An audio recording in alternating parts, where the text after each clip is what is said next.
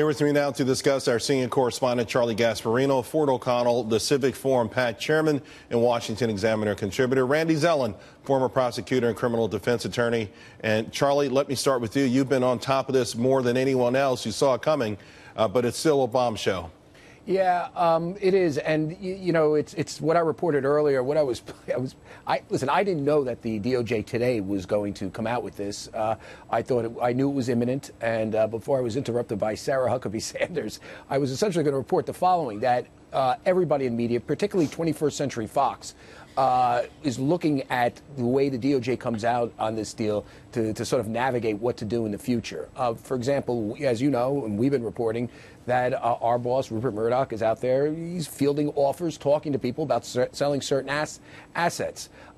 If the DOJ says that a deal like this, which is, you know, in the traditional sense, not anti-competitive because it's a vertical deal as opposed to horizontal. It's not mixing and matching directly competing products. If something like this, you know, is basically deemed anti-competitive for the reason was you're mixing distribution with content, and you know, and it's way too much concentration of assets in their view, well, then other deals like this, by logic, probably can't go through. That doesn't mean, you know, they won't go through, just right. By logic. So what you have is two stories here. You have Wall Street bankers right now on their phones going nuts trying to figure this out, right? Because as you know, we're in the news. A lot of people are in the news lately about selling assets or making strategic combinations, doing mergers and acquisitions. And the other thing is the sort of political aspect. You know, Donald Trump, you know, his verbal attacks on CNN during the campaign set the stage for this. And as we were first to report earlier in the year, that clearly his advisors were looking for ways to scuttle this deal and to force a CNN. We're openly talking about forcing a CNN spinoff to make this deal go through as retribution to CNN for what Donald Trump believes is the lousy coverage CNN gives him. There is no doubt in my mind, I have this triple confirmed that his advisors were talking about this. Now, they didn't say, let's screw them because they did lousy coverage. They were saying too much concentration in assets. They were telling that to Trump. And President Trump said that on the campaign trail, that they had too much power. This deal will result in too much power. But really, does anybody think they have too much power? Well, let me ask Ford. let me bring Ford in for a moment, because on that note, Ford, AT&T pleading and saying, hey, listen, you've got Netflix, which has 100 million customers, Amazon with 60 million, Google, Facebook. You have players in this space that didn't exist years ago. Netflix used to sell plastic discs in the mail, and now they threaten to the oldest, biggest companies in media. So this is actually a merger to survive, but maybe it won't go through. Well, here's the key question if we do get before a district court judge, and it does come down to harm, and that is, does owning a bunch of channels and a big distributor create an unfair advantage in the marketplace? And let me throw a little wild card in here that I'm not sure everybody's caught on to, and this is sort of breaking news, is that the head of the DOJ antitrust division is essentially the lobbyist for the Comcast-NBC Universal deal. And when the Comcast-NBC Universal deal went through, believe it or not, they actually did have to come to an agreement on some sort of fair play. I think the Trump administration here, if we were to look at this specifically from a legal aspect, and if a district judge came back in their favor, they would like to see structural remedies whereby, you know, they have to sell off some parts of CNN or all of Turner Network in terms of the channels. So even though this is a vertical merger and usually the DOJ doesn't step in, you have to understand that even though these are not two like things, when you put them together, it does become about control of media, and where is the law really in this place? Well, but we also know that there's a major amount of mergers going on in this space, and it's like the Wild Wild West. Remember a couple of weeks ago or a week ago, so when Randall Stevens came out blasting saying, hey, we're not going to sell CNN. He brought it up again today. Let's take a quick listen. Any agreement that results in us forfeiting control of CNN, whether directly or indirectly, is a non-starter. We believe quite strongly that any divestiture of AT&T assets or Time Warner assets is not required by the law, and we have no intention of backing down from the government's lawsuit.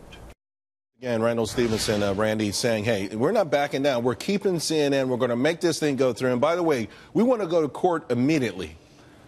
You know, someone might want to tell Mr. Stevenson that if I didn't pay my AT&T bill, it would take longer than 60 days to take me to trial. So any notion that they'll be ready for trial in 60 days is really laughable, and it's a soundbite. And not for nothing, if this is really all about trying to find out if the White House is controlling the Department of Justice and this is some kind of ego play, it's going to take a hell of a lot longer than 60 days to get the discovery of all the emails and all the communications between the White House and DOJ. But Randy, let me throw one wild card in here. One at a time. Good. They're not going to go out there and say, okay, let's find the email from Trump to Jared Kushner saying, let's kill this because I hate Jeff Zucker. What they're going to say is this, and I think this is where they have strong grounds if they want to pursue it. And I agree with you, it's going to take more than 60 days. I mean, this is going to be a trial. They're going to say, listen, by any stretch of logic, this is not anti-competitive. People are cutting the cord. We, as a cable provider, we as DirecTV, you don't have to take DirecTV. A lot of people are cutting the cord and are going for and are consuming their news differently. That it makes this almost, in order for us to survive, we have to make this play. We have to gather content. It's not. People have a lot of choices, not too few choices. And having those choices is the reason why this is not anti-competitive, and we can't we can't raise prices. And he's right on that sense. Now, that doesn't mean he's going to go through with this, because let me tell you something. Taking on the government over this deal is, that's a heavy lift. Yeah, well, we've seen a lot of companies actually, like IBM, for instance, try to fight antitrust legislation and lose sight of their primary business and fall apart. But Dan Petrocelli, Ford, he made vague threats through that press conference that he would actually go to the government and find out if there's some sort of personal vendetta here, to Charlie Gasparino's point. He made that twice. I heard it. Well, there's a reason why that is, Charles, because we're talking about going to court in a lawsuit. Understand something else. AT&T is paying Time Warner $107 a share, and right now their stock is at 81. If this thing drops to 50 or 60, it may not even be worth doing the deal, and they may have to restructure it, scuttle it, and do it later. So they're also on a time crunch themselves, and that's why they're threatening the White House. By the way, Charles, I know we don't want to shed tears for Wall Street, but Wall Street is going to get crushed on this thing.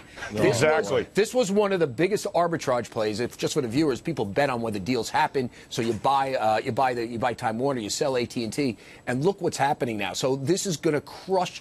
I won't be surprised if there's a hedge fund that goes out of business. I think there would have to be at least one hedge fund going out of business over this thing. Randy, real quick, the likelihood that ultimately a deal gets done with maybe some concessions, but would CNN have to be the concession?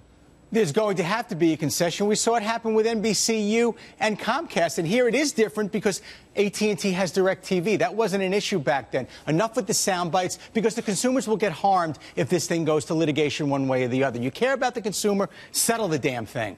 All right, guys, thank you all very, very much.